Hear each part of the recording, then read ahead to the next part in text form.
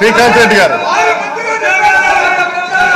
Sir దమ్ముంటే assembly పెట్టండి, దమ్ముంటే చర్చిద్దాం అని మాటలు మాట్లాడిన వాళ్ళు అసెంబ్లీ సమావేశం మొదలు పెట్టంగానే ఇంతవరకు బీఏసీ సమావేశం జరగలేదు, ఏ అంశాలు చర్చించాలనేది మాట్లాడుకోలేదు.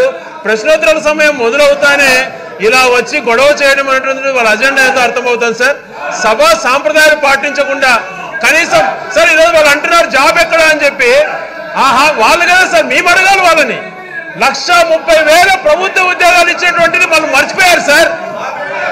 దాదాపుగా 2 లక్షల పైగా ఎంప్లాయ్మెంట్ ఇచ్చేటువంటి ప్రభుత్వం స్వతంత్రం వచ్చిన తర్వాత ఎప్పుడు జరగలేదు.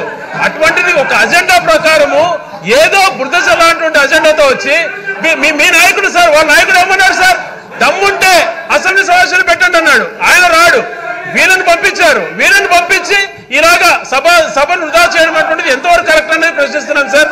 నిజంగా సార్ వాళ్ళు అక్కడి నుంచి కూడా డిమాండ్ చేయకుండా డైరెక్ట్ గా మీ చైర్ దగ్గరకు వచ్చి ఇలా సాంప్రదాయాలు పాటించకుండా ఎంతకాలం సార్ ఇలాగా దేని సార్ వృధా చేస్తున్నారు? వాళ్ళు ఏ అంశాలు అడిగినా కూడా బీఎస్సీ సమావేశంలో చెప్పమనండి, ఆ అంశాలు టేకప్ చేద్దాం, ఉద్యోగాల గురించి మాట్లాడదాం. వాళ్ళు ఏ అంశాలు ఏమైనా అన్ని అంశాలపైన మాట్లాడడానికి ప్రభుత్వం సిద్ధంగా ఉంది. కానీ దాన్ని ఒక ఫార్మాట్ లో రమ్మన్నారు సార్. అలా కాకుండా ఇలా చేయడం అటువంటి సమంజసం కాదని చెప్పి మీ ద్వారా విజ్ఞప్తి చేస్తున్నాను సార్. హాయ్ ఫ్రెండ్స్, మా టుడే టుమారో యూట్యూబ్ ఛానల్ చూస్తున్నందుకు చాలా థ్యాంక్స్. మరిన్ని లేటెస్ట్ వీడియోస్ కోసం వెంటనే సబ్స్క్రైబ్ చేయండి. అలాగే ఈ బెల్ ని కూడా రింగ్ చేసేయండి.